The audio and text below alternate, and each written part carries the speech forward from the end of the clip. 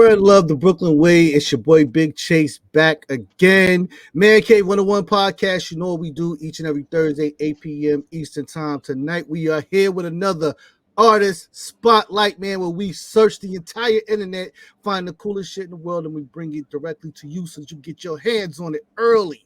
Tonight I'm hanging out with my brothers, man. First of all, the man in the chair that gets it there, A.A. Ron. What's going on, bro? I'll be drinking. I've been drinking, my bad.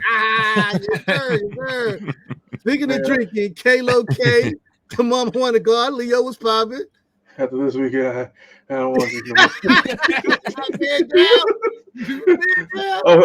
I'm tapping out for a couple of days. Quitters never win, man. Quitters never win. Hey, your mama want to go out, you're going to quit drinking. That's not going to work, bro. That's not gonna work. So listen, man, tonight, man, we got a very special guest, man. Listen, I'm honored to have this brother on because I'm a fan of the product. I'm a fan of, what he has created and whatnot. It's one of those things where I just started hearing about it. I didn't know what it was. And then I ran across your friend Charles. If you check the other artist spotlight video, he reported on it. I'm like, okay, I got to go check this out. Finally got my hands on the bottle. Oh my God, delicious and whatnot. So listen, without further ado, let's bring on from the background Mr. Jason Armstrong, owner of Den of Thieves Whiskey. Brother, welcome to the Man Cave. Thank you guys for having me. I greatly appreciate it. How you doing tonight, fellas? What's going on? Hanging in there, man. Everything is everything. That's what I heard. So first of all, we are fans of the product, bro. We are absolute fans. You saw us crack those bottles. I'm still mad because they drank all my chocolate. Listen, if you put it out there, it's fair game. If you put it on the table, it's fair game. It's a fact. Listen, I don't care, man. It's my brothers. It's what we do. This is how this guy started. A lot of drinking, a lot of shit talking. And here we are on what's 102 episode coming up, 102nd. Wow, that's big. Congratulations on that, guys. Yeah, that's big. So, Den of Thieves, man, tell us how you got started in this, man. How do we come up with the name and all of that? Oh man, well, I had no background in spirits or whatever. I used to bartend, but that was about it. And I started actually as a wine importer. So I lived in Italy for about 5 years. Started importing wine, and I decided I didn't want to import anymore because importing was a headache. But I wanted to stay in the spirit industry because I loved it. It was just something that really, really vibed with me. So me and a couple of my boys, we did the whiskey trail. We did Tennessee and Kentucky. We went through and drunk a lot of fucking whiskey. If you've never done it before, dude, like, we went through and drunk a lot of whiskey. And I'm kind of like the Mikey of our group, and they was like, "Yo, Jay, you should do a whiskey." And I was like, "Word, I should do a fucking whiskey." and next thing you know, I'm figuring out how to do a whiskey. And as you see, I'm a cigar smoker. Right. So I wanted to do something that I could really just sip on with my crew and smoke cigars and have a good time with. But I also wanted to do something that kind of stood out and made it a little different. So that's why I came out. The first thing I came out with is your favorite, was actually the vanilla ginger. That was the first one I came out with. Because there's a lot of whiskeys out there, man. Like, people coming out with new whiskeys every day. So I wanted something to be a little different than your normal bourbon. So the vanilla ginger was first. And I always had a thing for like nice, deep, rich chocolate notes in whiskey. And I thought it paired great with cigars, which is what I do most of the time when I'm drinking. Okay. So that's when I came out with the chocolate. After that, I wanted something for, people who didn't like infused spirits, didn't want a more traditional whiskey drinker. So then I came out with the other two varietals, the 8-year-old 90 proof and the straight bourbon. Okay. So Den of Thieves was kind of born out of alcohol food trip through the whiskey trail. Hey, listen, that's a way to start something, boy. Hey, write that down, bro. We road trip. Serious, man. It's a lot of fucking fun. Yeah, write that Wait, down. Hold up. You said you started in the wine business and you had 5 years experience in Italy? Yeah, I lived in Italy, man. It was an interesting experience. my background is actually in personal training and massage therapy. So I moved to Italy with my ex-wife to open a spa and a gym. That didn't go too well, but it led me on a good path. Like, hindsight is 2020, so you can look back and be like, yo, this was fucked up. But at the end, if I wouldn't have been there, then I probably wouldn't be here. Right. Listen, well, we glad you moved to Italy and you came back. You know what I mean? Exactly. You gave us this. You gave us Den of Thieves. I'm good with it. I'm real good with it. So tell us about the name Den of Thieves. How do we come up with that one? Well, it's kind of twofold. So the first one is I'm a real big comic nerd. So I love comic books. I got Hulk smash tattooed on my forearms. One of my favorite characters. Yeah, dude, I get into it. Like, we can nerd out for hours. Okay. But one of my favorite characters is Gambit from the X-Men, and he's from the Thieves Guild in New Orleans. Right. So I thought of that, and then I kind of thought of, when I think of whiskey, I think of those dark, zoot suited up mobsters, and they hanging out, like the real. And I'm not glorifying gang culture or anything like that, but the real, like the true gentlemen who would go to these, these dark dens of iniquity, these dark clubs, and you had to have somebody co-sign you to get in. You know what I'm saying? Right. Like, you special knock and the little slit open up. Exactly. You know what I'm saying? And on top of that, like, they took care of their own, man. If you got popped, then they made sure your family got taken care of. When you came out and you was good. So there was an end, if we're keeping it a buck, where we grew up. We were on the same age. So I grew up in Bed-Stuy in the 80s and the 90s. So what that was like. So the gangsters and the thugs wouldn't let nothing happen to you in your hood. Yeah, exactly. Like, it was like warriors. As long as you got back to your hood, you was good. You were good. You know what I'm saying? Yeah. So it became, I want to honor that culture of us taking care of our own, taking care of our coven, taking care of your brother, all the honorable things that thieves did. Thieves robbed from the rich and gave to the poor. Some of the best thing you can do is steal away, steal moments, steal a glance, steal a kiss, steal a little, so there's a lot of great things that thieves have done throughout time. So I wanted to recognize that spirit of thievery. Got you. That's dope, man. And deep at the same time and whatnot. One of my favorite quotes is, "Behind every great fortune is a greater crime." Absolutely. Yeah, and it's true. Every time we get somebody that's on the artist spotlight and they're not anything to do with like anime or comics, and they're like, "Oh, I'm a nerd," I'm like, "One of us." Join us. Yeah, definitely. We definitely nerd out on comics and the MCU and all of that and whatnot. So how about distribution? Where can you be found right now?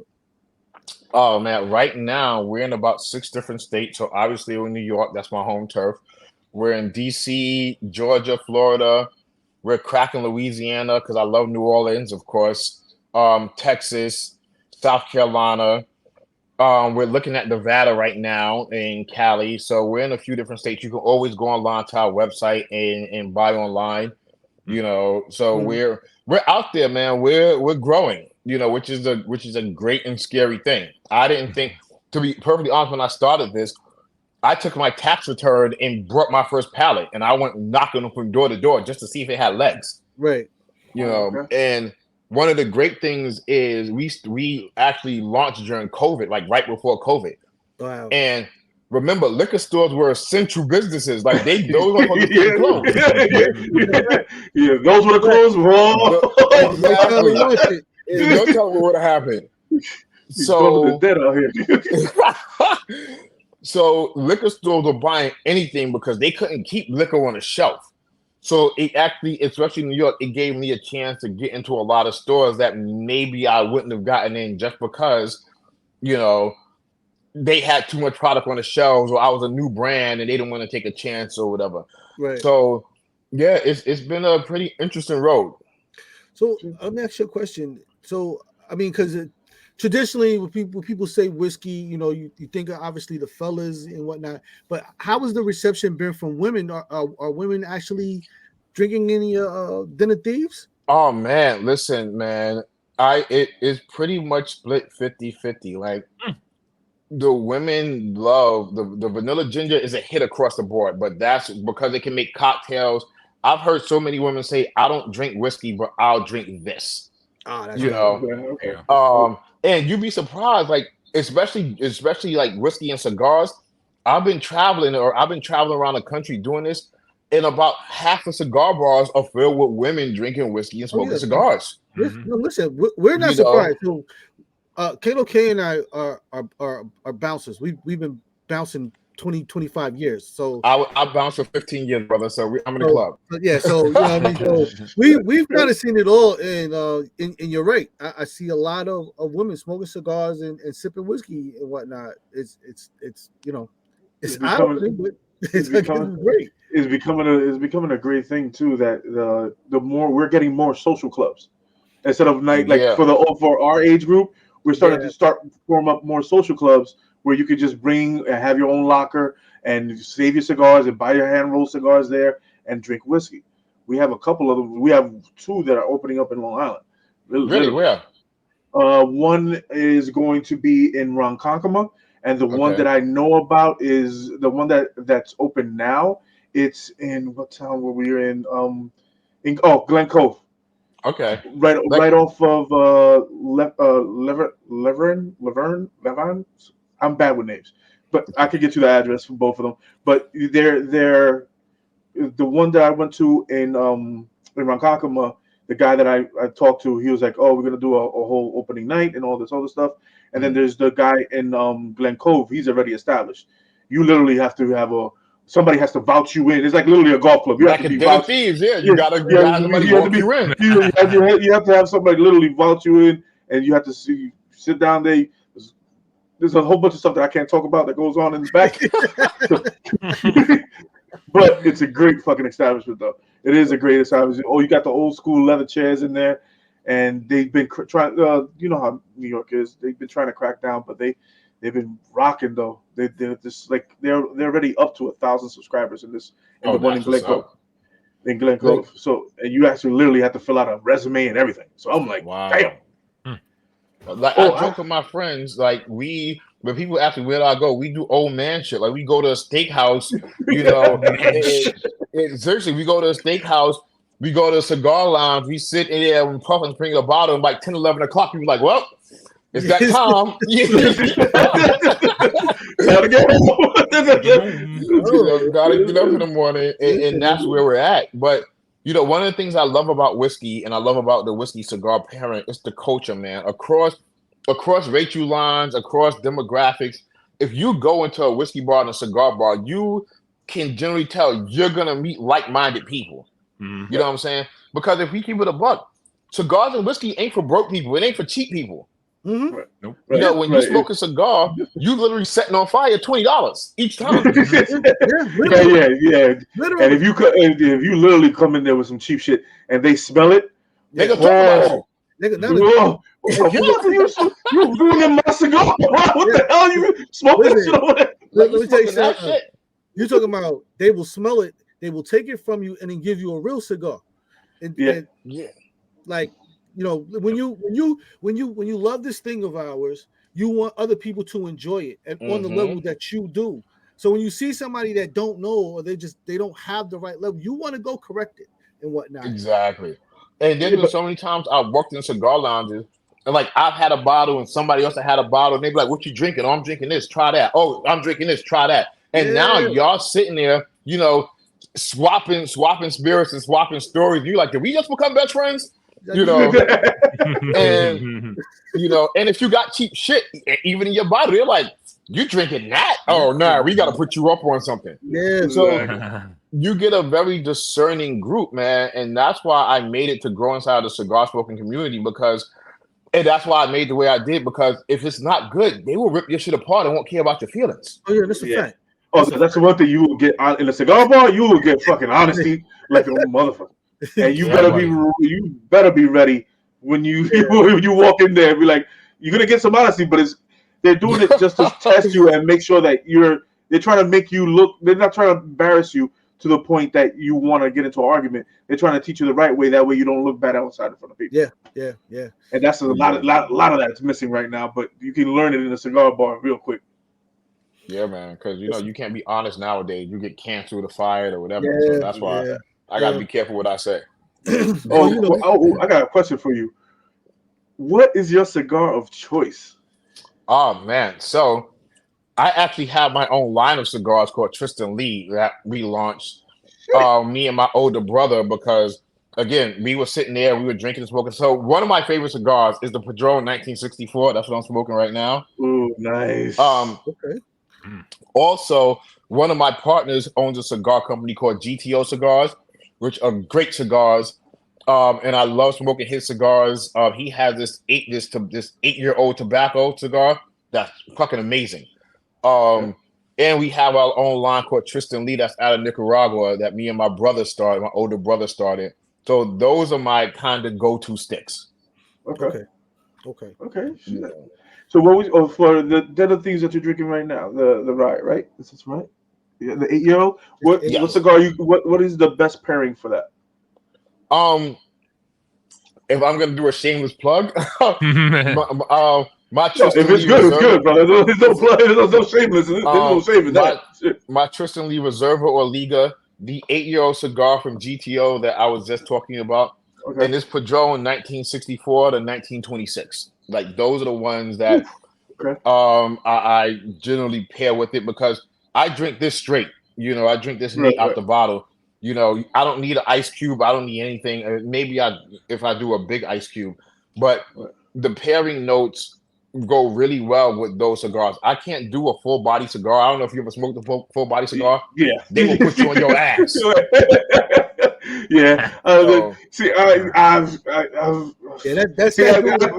my mood is like my moods will be either for chill night, it'll be like an acid, or a nice. If I'm in my Fidel Castro mode, I get my Cohiba out.